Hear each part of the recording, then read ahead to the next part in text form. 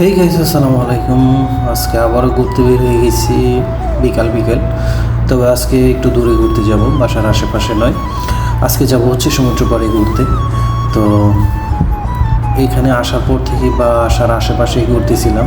তো আজকে ভাবলাম যে একটু দূরে কোথাও যাই, যেহেতু আজকে একটু বিকাল বের হয়েছি।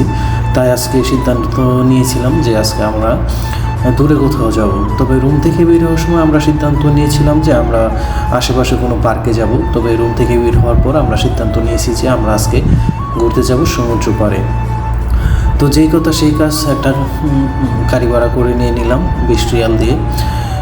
আমাদের বাসা থেকে মোটামুটি 20 থেকে 25 কিলো দূরে হবে সমুদ্র পাড়টি। তো আমরা বাসা থেকে বের হয়ে গেলাম 4 জন মিলে। তো আজকে হচ্ছে আমরা আমাদের সাথে আরও একজন নিয়েছি, 5 জন মোট আমরা ঘুরতে বের হয়েছি। তবে আমাদের প্ল্যান ছিল অন্য কোথাও দূরে কোথাও যাওয়ার। তবে আমরা যেহেতু বিকেল বের হয়েছি, সেই কারণে আমরা দূরে কোথাও যাওয়ার প্ল্যান করতে পারি নাই। আর দূরে গেলে হয়তো আরও আগে বাসা থেকে বের হতে হবে, না হয় যাইতে সন্ধ্যা হয়ে যাবে। তো এটা ছিল আমাদের বাসা থেকে 20 থেকে 25 কিলো দূরে। আর অন্যান্য যে সমুদ্র পার্কগুলো ছিল ওইগুলো ছিল খুবই সুন্দর দেখতে। ওইগুলোতে হচ্ছে আপনার প্রায় 50 থেকে 60 কিলো দূরে, তাই যাইতে পারি না। তো অলরেডি আমরা চলে এসেছি সমুদ্র পাড়ে, আর এটা হচ্ছে সমুদ্র পাড়।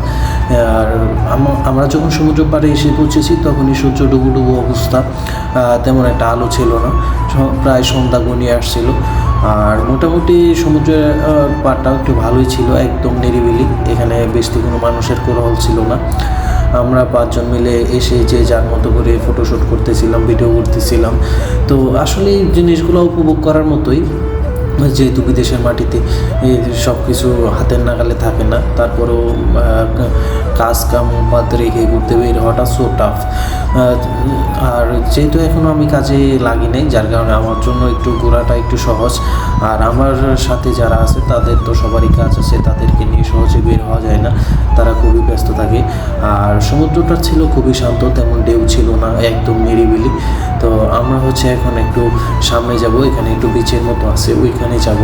আর সমুদ্র পাড় হচ্ছে সৌদির নাগরিক যারা আছে তারা এসে বসে গল্প টল্প করে।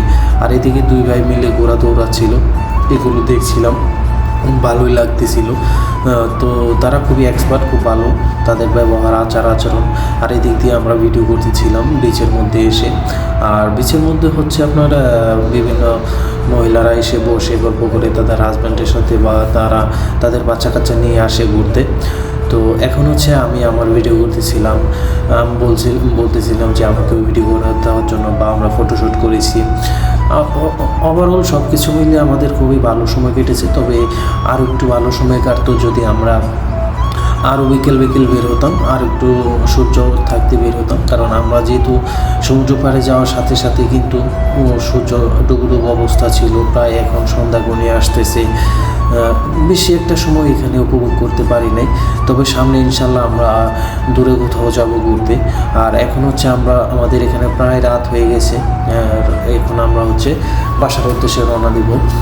আর বাসার উদ্দেশ্যে অলরেডি রওনা দিয়ে দিয়েছি। তবে বাসার উদ্দেশ্যে রওনা দেওয়াটা একটু কঠিনই ছিল আমাদের জন্য, প্রায় 4 থেকে 5 কিলো হেঁটে আসতে হয়েছে। ওইদিকে তেমন একটা গাড়ি পাওয়া যাচ্ছিল না। তো অবশেষে 4-5 কিলো হেঁটে এসে আমরা একজন পাকিস্তানিকে পাইলাম, ওনারকে গাড়ি ভাড়া করলাম। এবং এখানে হচ্ছে আমরা 15 রিয়াল দিয়ে গাড়িটা ভাড়া করেছি, আর যাওয়ার টাইম আমরা 20 রিয়াল দিয়ে করেছিলাম। তো এখন আমরা হচ্ছে প্রায় বাসার কাছাকাছি চলে এসেছি। তবে সৌদি আরবের রাত্রের ওয়েদারটা খুবই সুন্দর, রাত্রেবেলা খুবই ভালো লাগে, রাস্তাঘাট আলো চিকিমিকি করে। তো এই বিষয়গুলো খুবই উপভোগ করার মতো। তো আশা করি ভিডিওটি আপনাদের কাছে ভালো লেগেছে। তবে সামনে আরও ইন্টারেস্টিং ভিডিও নিয়ে আসবো আপনাদের জন্য। ধন্যবাদ।